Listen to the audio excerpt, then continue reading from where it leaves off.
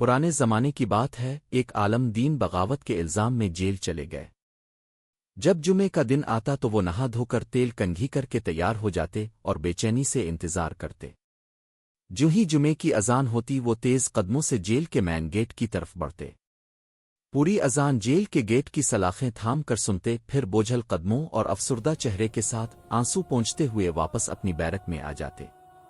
Get پر مامور jailer جو غیر مسلم تھا، کافی عرصے سے اس عالم دین کا یہ معمول دیکھ رہا تھا۔ آخر ایک دن وہ ضبط نہ کر سکا۔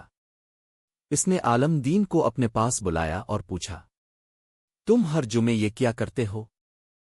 تیار ہو کر گیٹ تک آتے ہو جبکہ تمہیں معلوم ہے کہ جیل کا دروازہ تمہارے لیے بند ہے اور تم باہر نہیں جا سکتے، پھر بھی اتنی دور چل کر کیوں آتے ہو؟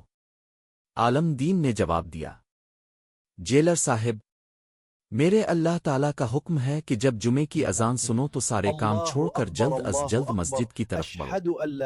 اسی لیے میں اپنے رب کا حکم بجا لاتا ہوں اور جہاں تک میرے لیے ممکن ہوتا ہے وہاں تک پہنچتا ہوں۔ انہوں نے بات جاری رکھتے ہوئے کہا، پھر میں جیل کے گیٹ کی سلاخیں پکڑ کر اپنے رب سے مخاطب ہوتا ہوں اور عرض کرتا ہوں، اللہ تو میری مجبوری دیکھ رہا ہے، تیرے حکم کی خاطر میں یہاں تک تو آ گیا ہوں لیکن اس سے آگے نہیں بڑھ سکتا۔